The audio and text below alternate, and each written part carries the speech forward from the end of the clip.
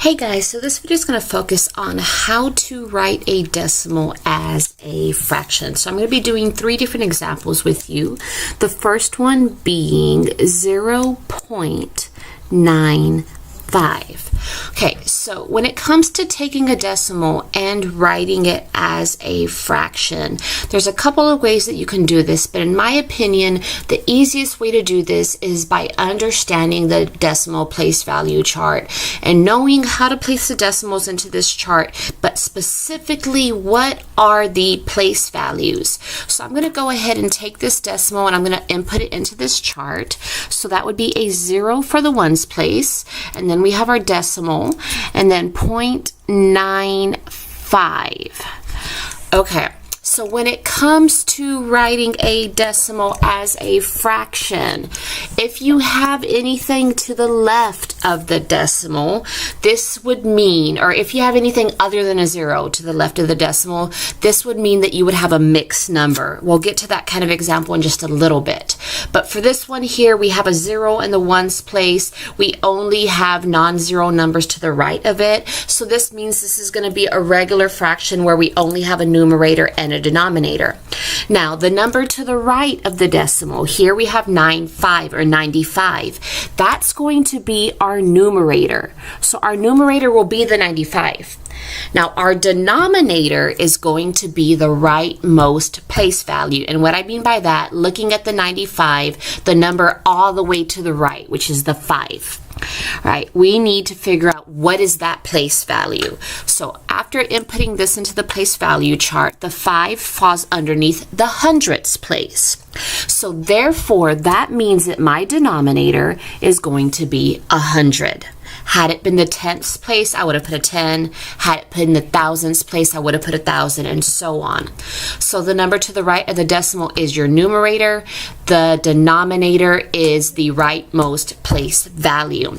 Now, depending on what kind of example you're asked for, sometimes this will suffice as an answer. Sometimes they will ask you to simplify it on down. So it kind of just depends. If they say don't simplify, that means 95 over 100 is your answer.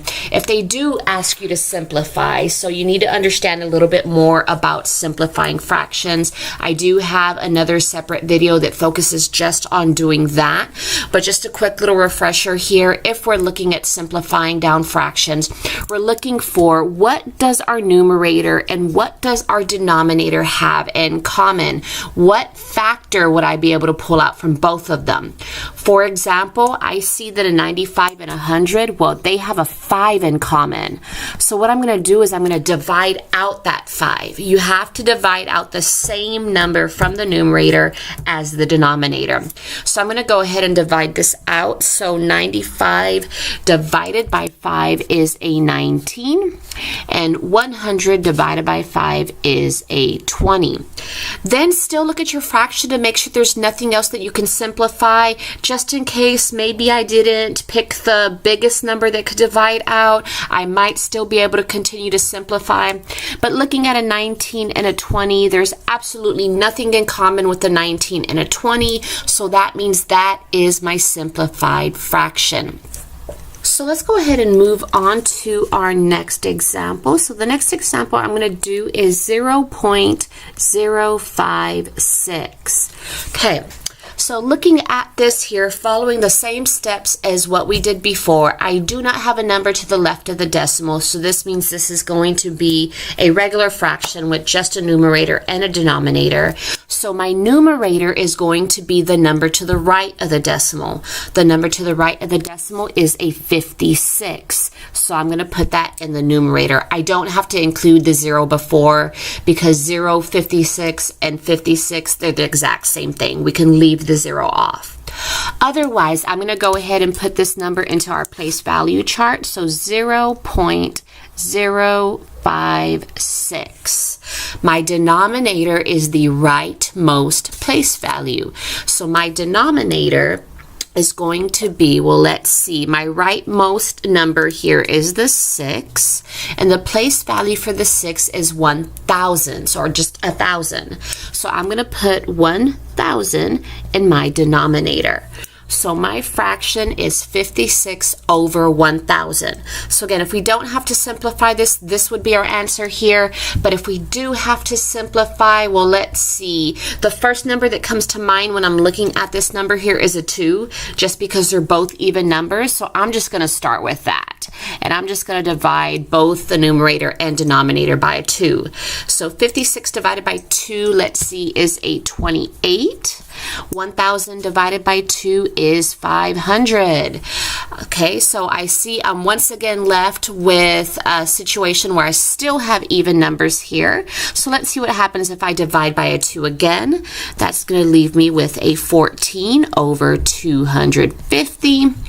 And I'm actually not quite done yet, because once again, this is still an even number in our numerator and our denominator. So if I divide by 2 one more time, I get 7 over 125. I probably could have just simplified just all in one step had I been able to think of that bigger number, but it's perfectly fine to just stick with the first thing that pops into your mind, as long as you keep simplifying down until you can't do it anymore. 2 is just the first thing that happens to come into my mind. I'd rather just go with that than spend a couple minutes trying to figure out what that bigger number is. So for this one here, 0.056 is going to convert into 7 over 125. So our last example is going to be 4.2095. Okay, so with this particular example here, because I have a number to the left of the decimal, that does mean I'm going to have a mixed number. Remember that a mixed number is just a whole number and a fraction put together. So the number to the left of my decimal is a 4, so I'm going to keep that 4. That's going to be my whole number. The number to the right of the decimal is still going to be my numerator. So there I have 2,095. So that's going to be my numerator.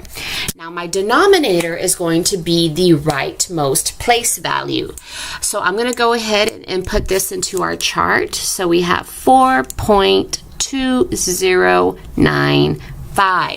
My rightmost digit is the 5, and the place value for that is the 10,000ths. So that means that my denominator will be 10,000. So this is what my answer would be if I'm not required to simplify. If I am required to simplify, we are going to have to figure out how we're going to divide out from this. And I don't know about you, but the first number that comes to mind is a 5 for me, because the numerator ends in a 5, the denominator ends in a 0. Those are both, that's one of the signs that you can divide out a 5 from it. Any number that ends in a 0 or a 5 is divisible by 5. So I'm going to start by dividing my numerator and my denominator by 5. So 2,095 divided by 5 is going to give me 419. If I take 10,000 and divide that by 5, I get 2,000. Now we need to sit there and take a look. Does 419 and 2,000 have anything in common? And that's a little bit hard to try and figure out there. So I would sit here and think for a minute. These are pretty big numbers to try and simplify down. But I don't believe that 419 and 2,000 share anything. Correct me if I'm wrong. But I believe this would be our final answer here. So we just need to make sure that we do piece it back together, because we need to keep in mind that we did have that 4 as our whole number.